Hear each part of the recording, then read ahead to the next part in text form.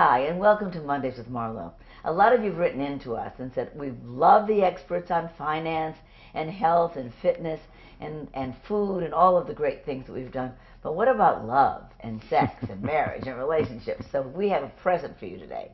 And that's Dr. John Gonzaga is here with us.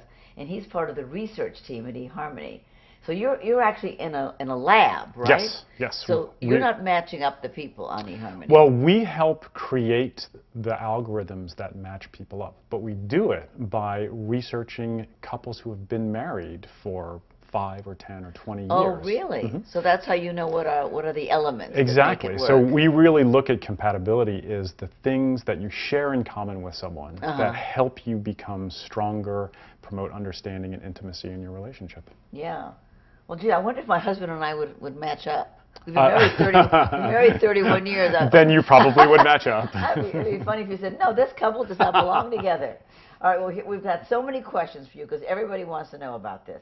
So the first question is from Bernie. Hi, Bernie. Thanks for coming. Is there really a science to love, he wants to know. Bernie, there is a science to love. It sounds almost a little sacrilege sometimes to say, can we figure out what makes love and what makes relationships work? But really, what we think of as the science of love is distilling all of the wisdom of all of the people who've been in relationships and being able to take that knowledge and organize it so that other people who are entering into relationships can use it and make their own relationship stronger. So, yeah, there's a science to love. But what if you said to a couple, well, look, this just isn't going to work because he's this and she's this? They wouldn't listen to you anyway, would they? It can be difficult because couples do think of themselves very highly. They think of a good future for themselves. And that's really important because couples want to have a little bit of positive illusion. There are very few couples that are not going to make it. Those are always the most difficult ones because they're really not made for each other. But most couples have a chance. Most couples are some degree of weaker or stronger. And really, it's about setting them up for the challenges that they're going to face in their relationship and how you can get through those challenges. Boy, that's optimistic what you're saying. Absolutely. Yeah, you're saying that most of them will make it. Yes. That's not what we read in the paper. We read that 50% of us are going to follow. Well, yeah, the latest statistics show that about 38% of marriages in the United States are going to end in divorce. It's actually been going down over the last 20 years. But we think it's a lot about figuring out who it is the right person in the first place, and then understanding what the challenges of a relationship are going to be. Everybody's going to face them. Everybody faces stress in their relationships. It's not always going to be easy, but if you go in knowing what's coming, you're going to have a better chance of making it in the long run. That's great. All right, this is from Kim. Dr. Gonzaga, how can I update my dating profile to reflect the best of me? So far, I haven't had much luck online dating, so how can I stand out? Kim, that's a really good question because one of the things that's important is to show who you really are, the best side of yourself. Because when it really comes down to it, it isn't that you want to stand out to everybody. You just want to match up with that one person out there who is going to be right for you. So be honest and genuine in your profile. Give yourself a lot of details.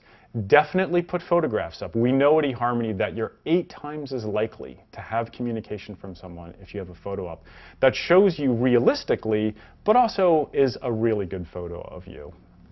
All right. So you're saying it's in order to reflect the best of you, what you're really saying is give enough details so the right person can find you. Exactly, because really what you want is to have somebody understand the real you and know that they want to get to know the real you rather than any image that you're going to put up. This is from Crescent. Is there really a thing as love at first sight? I've been asked this question a lot over the years, Crescent, and I believe there is this idea that you can be very passionate and have a click with someone very, very early in a relationship. I had this with my own wife when I met her for the first time. What happens is when people really click with each other, have that connection, they can anticipate and understand each other's moods and their emotions. The more they do that, the more they have this sense of, wow, you get me in a way that nobody else has ever gotten me before. And that can lead to this sense of passion that can really feel a lot like love at first sight. The thing is, that's not the only thing that's important in relationships. You also want to be compatible with them across the long term. And that takes a little bit longer to figure out. Yes. But what about this love at first sight thing where you see somebody across a crowded room and you say, oh, wow, I'm interested in that person. What's happening that moment? Well, there's three things that go on early in a relationship, or there's three stages that I think of in a relationship. The first is just being attracted to someone, seeing someone that stands out especially like, oh, wow, I want to meet that person. And that's the emotion, the energy to get you across the room to get to meet them. Right. The second thing is this click or this psychological compatibility that people have. And a lot of that can be about increasing understanding. A lot of it can be about building intimacy in a relationship. And the third part is compatibility. When you have those things in common that help you get through the long term. I think a lot of love at first sight is really when those three things come together quickly, and it gets to be a very powerful emotion for people. This is from Leslie. This is a really important question. Why do relationships change after marriage? Leslie, we all know that relationships change after marriage. I've been married for 3 years now, and I have a wonderful marriage, and my wife is wonderful, but it does change once you become married. There's lots of reasons for it, but one of the ones I think that's most important is as soon as you get married, you start doing the things you want to do as a couple. You buy houses, you have children. Those things are stressful and they're hard. And one thing that people don't get is that stress can get on the inside of a relationship. It can get under the skin of a relationship and make it a lot harder. So when you're going through escrow or you're hearing your baby cry for the 5th night in a row, your marriage may seem like it's suffering, but it's because there's a lot of new stuff that the two of you are doing together. It can make the relationship harder. It can also draw you a lot closer together. And because you're under stress. Exactly. It's not just the relationship that's under stress, you're under stress. And the stress that you feel is going to come out in a relationship. This is from Betsy. Is it possible to love a person you've only talked to every day for 2 months and seen each other only twice? Yes, I think it is. Because there are a lot of aspects to a relationship about whether or not it's going to become the relationship that's going to be there for a lifetime. But a lot of the things that you can fall in love with can be there in the interactions you have across any medium. So the more you get to know someone online or through email or through phone or in person, the more aspects you get to understand them. But that connection, those things that you share, they can come out pretty early and pretty quickly. So I think it is possible to fall in love with someone like that. Do you know, my community loves tips, and so do I. Are there tips for knowing when somebody will be good for you? Well, yes. The one thing that we've discovered, we wrote a book called Dating the Second Time Around, and we talked to a lot of people who are coming back to relationships after either their spouse had passed away or they had gotten divorced. One of the things that they told us was that they understood really well what it was they needed to make a relationship successful. Now, that's a little harder to do for someone who's going into it for the first time because they haven't been through 5 or 10 years with someone. But everybody knows, everybody's smart in relationships. People are a lot smarter than they think they are. And understanding those things that are most important to you is going to lead you to better decisions. So know those 3 or 4 things that you absolutely can't give up on and make sure that you find them. So in other words, one of the tips you're saying is to be aware of the things that you really need. That's one of your tips. Yes. And what's another tip? So be aware of the things that you need, right, but understand that there's always going to be trade-offs in a relationship. So everybody comes in with the things they would like to have, and they have 10 things or 20 things. And some people who are really crazy have 40 things or 50 things that they look for. There are really only 3 or 4 that you can look for in a relationship. So pick out the 3 things that you absolutely must have, but realize that a relationship is give and take, and that those other things you're going to have to trade on. You're not going to get everything that you want, but make sure you get those things that you really need. That you really have to have. Exactly. Yeah. Any other tip? The other thing I like to have is just have fun as you get to know people, because positive emotion, humor, those things make it easier to get to know someone. They help build intimacy in a relationship, and it's supposed to be about having fun and getting to know someone. That's right. Another tip? How long do we have we for love tips? tips. We just love tips. Well, those are good tips. I just said if there was another one, we'd add it. But if you think of another one, I'll think of it. We'll add it. Okay, this is from Mel. If you connect with a person and all barriers are down, is this a recipe for longevity in a relationship toward marriage? Mel, it's a good start. It's a very good start to not have barriers up in your relationship. One of the things that research has found over the years, and couples have said again and again and again, is they're discovering these things that their spouse hid from them or that they didn't know, and as they come as shocks and surprise to a couple. Now, you're always going to learn new things. Right. Like 20, 30, 50 years down the road, you're going to be learning new things about the person that you're with. So it's not that you shouldn't be surprised about anything, but if you're holding something back, that can really be bad for a relationship. So if the two of you feel very open and comfortable talking about anything, that's a really good start to making that relationship last.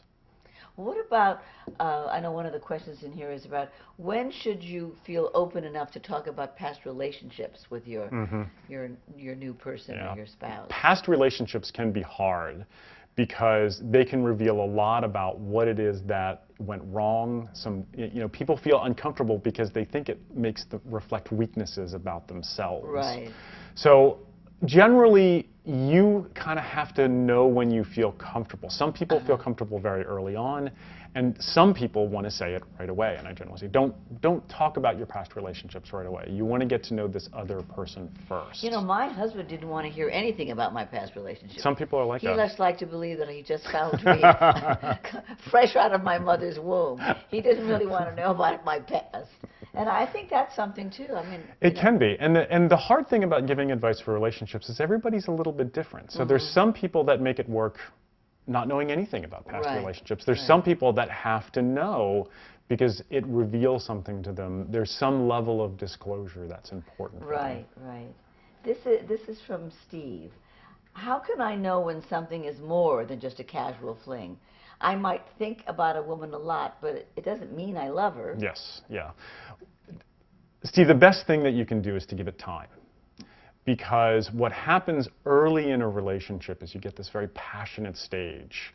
And there's researchers that think it's about learning all of those new things and taking on aspects of the other person into yourself. And as you get that rush of new experiences and hormones underneath, you get this very passionate love that comes out, and you think about them all the time. It's almost obsessive.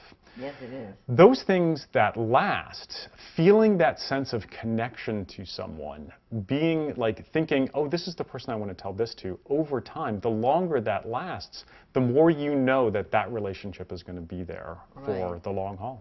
Right. This is from Ruby.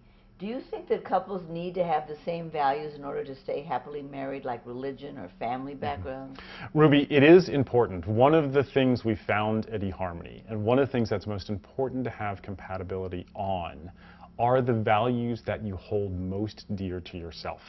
So if you are very religious or not religious, both types of person can have a great marriage, but sharing that with a partner is really important because so much of who you are, so much of what you do, so much of how you're going to raise your kids, how you're going to interact with your families, the types of decisions you're going to make are based on the values that you hold most closely to yourself. Now, you don't have to share every single value, but the ones that are most critical to who you are, those are the kinds of things that you want to make sure you share with the person. But it isn't just about religion or ethnic origins and stuff. I think it's about how you define words. Yes. You know, like my husband and I define fair and unfair exactly the same, and acceptable and unacceptable exactly the same. And the reason I say that is we have friends where one of them will do something that's completely unacceptable to the other person, and the other one doesn't think it's unacceptable.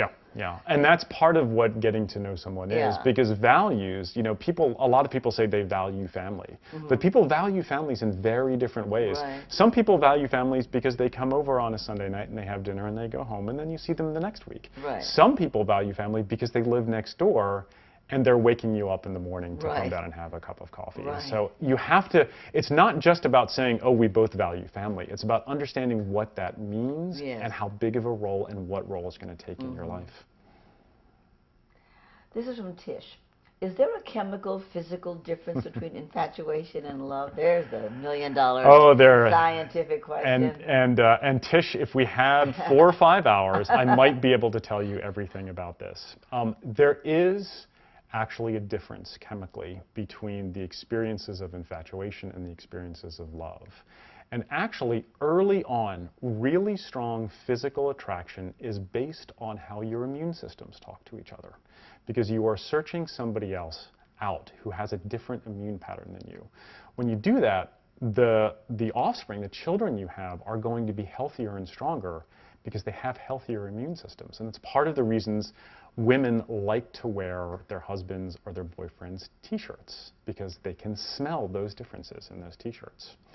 Love, on the other hand, is much more about chemicals that can help bond you and connect you together. And there's a lot of them. I never would want to put it down to just one, but one of the ones that people talk a lot about is oxytocin, which is a part of how mothers bond to their children and is a part of how partners bond to each other and how they look out for each other when they're stressed or when they're feeling love. What is that?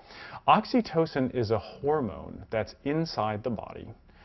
And what it does is it regulates our desire to be around other people, to find social relationships and connect to them. So if you're feeling love for someone, I did a study years ago that shows that oxytocin goes up. And you want to seek that person out and be around them. So it's in your blood? It's in your blood and it's in your central nervous system. So when you go out, you should right away have a blood test and say, is this working or not? There's some people that think you should have a blood test. Really? It's not quite so easy to see in blood, but it is something that comes out during those experiences, and it allows the system to say, hey, this is a person that I feel connected to. It's really a complicated thing, like the biology of it, and there is a biology to love, is about a lot of different things, but there is a very strong biological component to it. What do you mean is a biology of love? What does that mean? So the biology of love, who we are and what we're motivated to do, our minds and our bodies are linked together, and it's very complicated the way they end up being linked together. So our body and our hormones provide us the motivation to help make relationships, to find them, to seek people out, to stay with them. They provide the passion, they provide the attraction with other people. It's our minds that help define what we are going to do about that and exactly how that's going to manifest and how we are going to use that and how we're going to make the relationship work. So biologically, when you met your wife, her biology and your biology mixed together, but somehow your biology's new. Our biology's new, yes. In terms of the physical attraction you feel, it's in part linked as much to how our biologies are talking to as to how our brains are talking to each other. Wow. All righty. This is from Carl. Do opposites really attract? It certainly didn't work for my marriage. Well, let's start with the beginning. Yeah. Do opposites really attract? Carl, we have a saying. We like to say, opposites attract, and then they attack. And it sounds like you might very experience in this. Being opposite to someone can be very interesting and very attractive because we like novel things. You can even see it in little babies. When they see new things, they get fascinated. They get these expressions on their faces, and they just stare at it because we're fascinated with new things. Same thing goes for most of our lives. We like to see novelty. We like to see new things. But those differences, which may be attractive at the beginning, down the road, they can lead to problems. So let me give you one example. Say you're really curious about the world. You love to travel. You like to experience new things. You find someone who's very traditional, likes the same restaurant, likes to do the same things. That might be very interesting to you because you might feel like it grounds you, like it gives you a place in a home. Right. But 20 years from now, you're still debating. Do we 3 months from now. 3 months from now, you might be. But imagine 20 years from now, you're still debating, do we go on this fabulous vacation to a new place, or do we go to the same place? And those differences over time can build and grow. Right, right. This is from Ricky. If your best friend gets engaged and you really believe they are not a good fit, should you say something? Trust me, it's bad. Ricky, this is a tough one because we all know couples that should not get married or should not be together. I've had some in my own lifetime. I've been in some where friends of mine have had to say, oh, really? This is not the person you should be with, and they were right. Now, but you didn't listen. But I didn't listen. Right. So researchers have shown that friends and family are actually a little bit better at predicting whether a relationship is going to be successful down the road. But people think their own relationships are great. And you need that, because sometimes you need that little bit of, no, we're great, to get over a hard time, to make a worthwhile relationship successful. Right. The best thing I think you can do, Ricky, is to go to your friend and say, look, I have these concerns. These are things that I see. Are you sure that this is what you want? Now, they're probably going to say yes, and you can press a little bit. But if you want to keep them as a friend, in the end, you need to say, you know what? I support you. Yes. Like, I've told you my concerns, I support you, and I'm going to be there for you. Right. Hopefully you're wrong and it works out, and it turns out to be a great relationship. But you're also going to have to be ready sometimes down the road to be there to help them out when it falls apart. Right. Yeah. But what you're saying is you have to let them know. Yes. Yeah.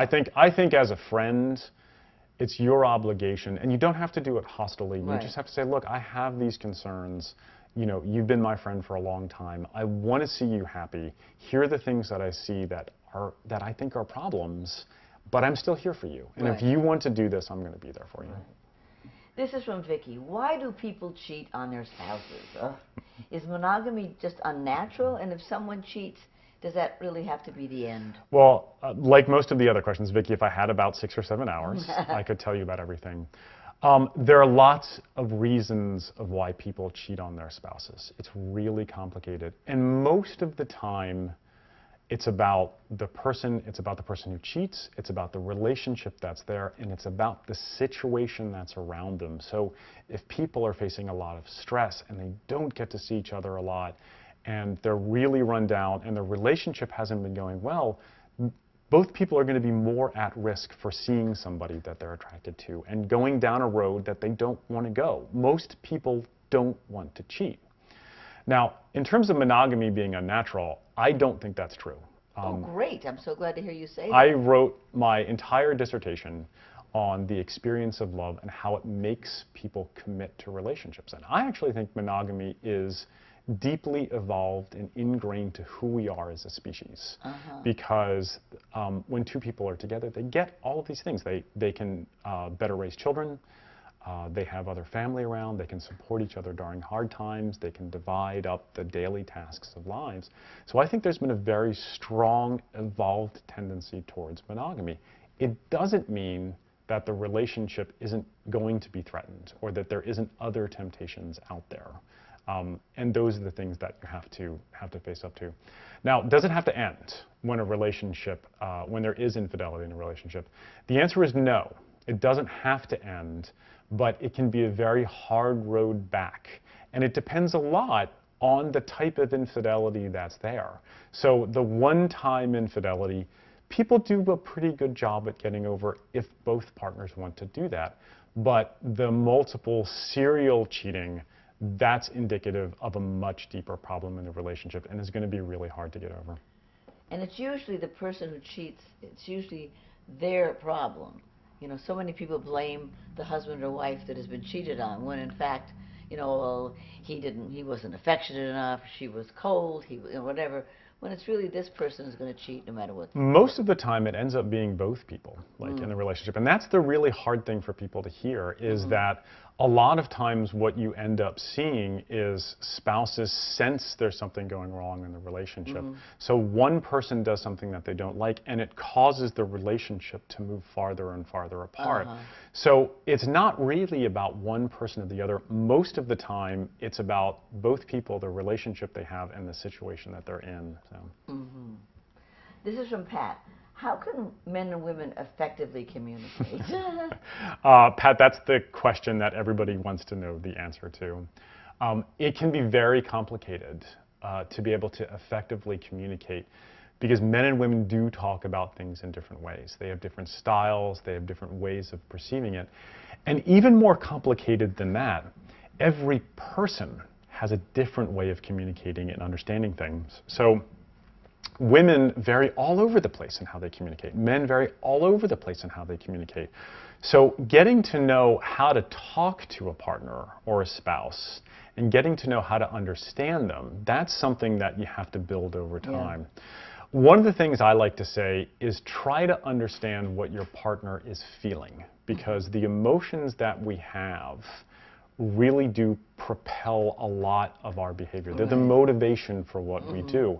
So even though your partner might be saying something good, if you know that they're anxious or you know that they're worried, it's about what they're feeling rather than what they're saying. And that's the thing that you want to get to. It's true. It's so true. And we'll do that with our children. Yes. But we don't do that with our spouses. It's harder because with our children, you learn so long to read your children because they don't have language early on. So you have to read their emotions and you get to know them really well. You meet a spouse or a partner when you're older. So you have language and the ability to say those things. And early on, people's language kind of meets up with what their emotions are. As they go down, it's not always the case. So it gets a little bit harder to do. This is from Mary. Do the same rules of attraction apply to same-sex couples as heterosexual couples? Now, Mary, this is a very complicated question, and I wish I had all of the answer to it, but there hasn't been that much research. The research that is there shows that a lot of the same things that apply to attraction in opposite sex couples also apply in same-sex couples. We know, for example, in the research we did to build our new same-sex service, Compatible Partners, that same compatibility, like sharing those same values, that predicts satisfaction in relationships in same-sex couples the way it does in opposite-sex couples. So there are a lot of things that end up being the same. There are also some things that end up being different. So, for example, same-sex couples will often face different stressors because the world treats them in a different way. You would never think twice about going home to a family and saying, this is my opposite-sex partner, and we think we're going to get married. That's accepted. And unfortunately, there's some people that will go home and not be able to tell their relatives that this is going to be my partner, this is going to be my husband, this is going to be my wife. And it's a same-sex relationships because they may not accept that. So that kind of stressor means that same-sex relationships will face different challenges. And they're, the age-old thing. There are some things that are going to be the same, and there are some things that are going to be different. This is from Carrie. What causes jealousy in a relationship? Carrie, being Sicilian. I'm Sicilian. There are lots of things that cause jealousy. It is also a natural tendency in us to be jealous. It helps us know that we value the relationship and that there are other people that may find our partners attractive. And that's kind of a nice thing. Like, there is a little bit of, oh, somebody else is kind of like checking my partner out. That must mean that my partner is attractive. The function of jealousy is to help you know, hey, I better keep an eye on my relationship. I better invest a little bit more in this relationship. I better check this out. And jealousy can be a healthy thing to a certain point. Now, jealousy also can get out of control and become pathological. When people start looking for those little details that are basically irrelevant, they become abusive and stalking. And stalking. Those are the kinds of things that is not about jealousy anymore. That's about issues that the other person has that are much more deeply set. And that's where you really have to watch out and say, this is a situation I'm not sure I should be in anymore. This is from Monogamy. I seem to repeat the same mistakes over and over again when I'm dating someone. My biggest issue is that normally I'm very independent, and I think that most men find that appealing. However, as soon as there's any conflict and I can feel that he's pulling away, I get needy and clingy, almost always turning them off and making them run. I don't know how to stop this pattern of self-destruction. That's a very honest. It is a very honest question. Very honest of you. Monogamy, that can be a very hard thing because what people end up doing is having some patterns that don't work for them in relationships. Now, one of the things that I've discovered over the years is that people are really smart about relationships. They do end up understanding a lot about what makes them work, but sometimes people can get trapped on one or two patterns that they keep repeating in their lives. So if you're if you're independent, but you're finding that when someone pulls away from you, you're getting more clingy, it might indicate that deep down inside, you're looking for something that would connect you to someone else. That while you like being independent, you also want someone to share your life with. The important thing here is to think about, A, are you looking for someone that can provide that for you? Do they have that compatibility that can promote understanding and intimacy in a relationship? And B, are you overreacting when there is a distance or some sort of bump in the relationship? All relationships are going to have bumps, and the more you can feel confident in the relationship and confident in your partner, the less you're going to need to be clingy, the less you're going to be needy, because you're going to feel like that relationship is there for you. That's good. This is from Danielle. Are there any steps that you can share for getting over a breakup? There are a few, Danielle, that I can share that again, a lot of people who've talked to us over the years and the work we've done at eHarmony have shared with us about getting over things like divorce, which can be really painful and hard for people. One thing is to think about yourself and to realize that it is going to take you time to get over the relationship. Now, everybody always wants to know, what's the rule of thumb? Like, how many weeks should it be? And people have these things where every year of relationship would take you a month. None of those things are true. Oh, really? Everybody's going to end up being a little bit different. If you're still thinking about your partner a lot, if you're still feeling a lot of anger, that's an indication that you're not done with that relationship. And it's okay to feel those things. Relationships, when they break up, bring a lot of pain. They're hard to get over. But that's an indication of where you're kind of still caught in the relationship. Take care of yourself. Spend some time with yourself. Use your friends. Friends are actually really good. Use your family. They are excellent resources for helping you process through.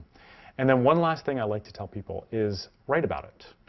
There's a lot of evidence that shows that when people write about stressful events, it helps them process the information, understand what it means to them, and to help them get over and heal from that stressful event. So they're just writing it for themselves. Yeah. So not to give to anybody. But not just to give to anybody else, down. but just to journal about what experiences you're going through. It's different than thinking about it or talking about it, because when people talk about it, they tend to ruminate and go over things again and again and again. When you write about something, when you write about it, you tend to have to organize your thoughts so that you have to structure what you're thinking about, and it lets your mind organize the way you think about it and help you see what it is that you're experiencing and how to move on past it. So 3 good steps. One is to give yourself time and try to figure out really how much time you need. Number 2 is to surround yourself with family and friends and to be able to feel love again from them and connect with them. And number 3 is write down how you're feeling, because getting your feelings out on paper will help you to understand it and express it. Absolutely. Oh, I love that. I love tips. Okay. Now, this is from Sheila. There are givers and takers in this world, and I've always been a giver who's unfortunately only dated major takers. I enjoy doing nice things for people, but I've always been taken advantage of. I've dated, bitchy women, excuse the language, who are also takers. And but the takers seem to get all the nice men. I will never understand this. Since I refuse to become a B or a taker, any advice you may have that would be greatly appreciated. So this is a woman that is being taken advantage of, and she wants to know why the bad women get the good men. So that can't always be true, but it's not always true, Sheila. What you have to do, and my wife, who is also a psychologist, recently wrote a blog on this on our eHarmony Labs blog. Really? About women who look for a lot in a mate and who ask for a lot in a mate. And what ends up happening is if you ask for it, you will get it. So you need to understand what it is that you are looking for in a relationship. And one of the things that it sounds like is really important to you is having someone that knows that balance of give and take, that isn't just going to take from you, but is also going to be able to return that to you instead. So you get just as much from them as you give to them. You need to be able to see that from them, and you need to be able to hold the men that you're dating accountable for that early on. You need to test them a little bit to make sure that they're going to be able to give things to you. Now, that may sound harsh or mean, but this is a person that you're going to spend a lot of time with. This is a person that you want to make a relationship work with. So if they're not going to pass that test, then find out about it early and move on to the next one. Dr. Gonzaga, this is from Terry. The end of my divorce is nowhere in sight. It's going to take a lot of time and money to finalize this in New York, but my marriage is over. I've started dating, but I feel that there's a stigma of going through a divorce that's hanging over my head. Can I really have a meaningful relationship if I'm not officially divorced? And how can I work through this with the guy I'm dating now? Thank you so much. I'm new to this. Yes. Terry, this is a hard one because there's so much that seems like it's going on in your divorce and in the new relationship you have. Generally, we try to tell people, make sure that you're over the last relationship before you get into the next relationship. But when divorce happens, that can complicate things because the psychological or the emotional disconnection from the relationship might happen years before the actual legal breakup. One thing that I would say to think about is how messy or how difficult the current divorce you are having is. If this seems like it's merely just details that you're filling out, then as long as the person you're dating understands that's going on and is willing to go through that process with you, you're probably ready to pursue that relationship. But take your time. Make sure that that relationship is correct. If the divorce is still really messy and you have a lot of emotions involved with it, you probably want to be careful about how deeply you're going to get into this next relationship and exactly why you're getting into it. So think about the state of your divorce and how many emotions you still have invested in it, and that's going to give you clues as to whether you're ready for the next one. Here's a question that I love. It's from Bree. Why do butterflies happen with some people and not others? If a guy doesn't make my stomach turn, I usually won't go on a second date with him. But can two people click on the fourth or fifth time they see each other? Now, let me ask you this. Are butterflies a scientific thing? Do you see those in the lab? I don't know how to define butterflies, other than the fact that lots of people say that they have that emotion. That's one of the things of like, oh, this person is a little bit different. Like, oh, they're kind of like making my insides kind of jumble around and that little bit of nervousness. Probably what that is it's our systems kind of taking notice that this is someone special to pay attention to and ramping up your whole system, your stress response system, so that you are more ready to see and get to know and pursue this person. Now, can you build that click with someone or that attraction to someone? There are two different schools of thought on this. There are some people that say you shouldn't trust those butterflies at all. They're just deceptive, because what's really important is down the road, that you need to figure that out over time. And those butterflies may actually blind you to someone that's not good for you. There's other people that say without those butterflies, the relationship just isn't going to work and they have to be there right away. What I like to think is that having both of them is really important. That having that initial attraction, having that connection with someone, that leads you to, hey, this is someone I should pay attention to. This is someone I should get to know. But you should always keep in mind that compatibility and those values that you need to share and make sure they're there, because that's going to help you make it across the long haul. Here's going to be our last question, and I'm so sorry, Doctor, because you're fabulous. This is from Melissa.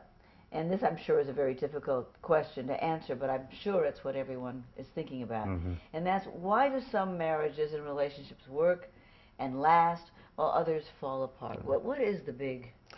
Well, Melissa, there's a lot of reasons of why relationships are going to be successful or unsuccessful. And no one thing is going to make a relationship successful or unsuccessful. I can tell you about one of the more important ones, and that's the role that compatibility is going to play in a relationship.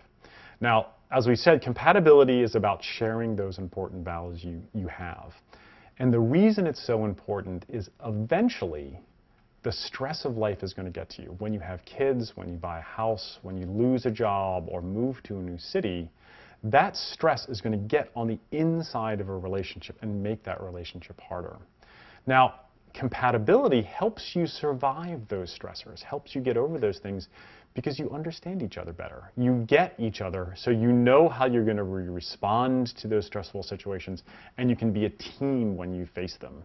So if you're not compatible, it doesn't mean that your relationship's not going to work, but it does mean that when the stressful times come, it's going to be harder. Mm-hmm. So we like to say stress plus time can lead to bad relationships. Well, stress plus time minus compatibility can lead to good relationships. Mm-hmm. Because compatibility is going to give you that buffer against the daily stuff of life.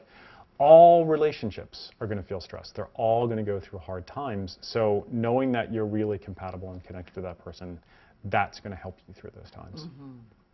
Well, we're just about done. Is there anything that we haven't asked that you think, now that we have you and you've been in a lab, I keep looking at you and thinking of you in the lab, trying to figure out the science of love. But what, is there anything else that, you know, to have you here is so exciting? Is there something we haven't?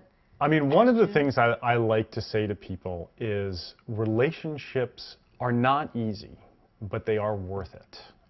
One of the things that scientists have found repeatedly again and again and again is they make you happier, they make you more accomplished, they make you healthier. Relationships can actually help you live longer. So don't give up on relationships because it's not easy to find that one person. It's not easy to find someone that you're compatible with. I mean, it's part of the reason why eHarmony was made, to help people find compatible potential partners. But keep looking, because that relationship really is worth it, and it will make your life happier, and it will make you healthier, and it will make you and that other person better. And since eHarmony is such a big part of your work, do you have any tips for us as to how we should use eHarmony or any kind of computer dating? What are some rules? Well, I think there's a couple rules to think about with online dating, and online dating is growing a lot. There's some estimates that show that almost 20% of people are meeting their spouses online. We know that 5% of the newlyweds in the United States every year meet on eHarmony. Some of the things that you should think about is, first, understand the type of relationship that you're looking for, because there's a lot of different sites that tailor to very different things. And I'm a big fan of all online dating sites. I like the fact that there's a lot of choice out there for people. But if you're just out there to meet people, that's going to be one type of site. If you're just out there to date, that's going to be a different type of site. If you're out there for a long-term relationship, you know, eHarmony was built on that. And there's other sites that do it too. So by understanding what you want, you can look for the site that's going to be able to tailor to that. The second thing is be open to the experience. Understand that it's going to be a little bit different than traditional dating, you know, going to a bar or meeting through friends. And you're going to have to kind of try some new things out, but it gives you a lot more opportunity to meet people. And then the third thing I try to tell people is it's out there. It's normal for people. I can't go anywhere right now without somebody telling me, oh, my sister or myself or my friend met their spouse on So it's not uncommon, and so you it's shouldn't not be worried uncommon, about and doing you it. shouldn't be worried about doing the stigma that was attached to online dating is long since gone, and there are lots of really great relationships that have come out of it. Well, that's exciting. Well, the great thing about you not only have a lot of information, but you're optimistic, and that's wonderful. Thank you so much. Thank you, Marlo. Thank you so much for having me. Thanks for being here, and we'll see you next Monday.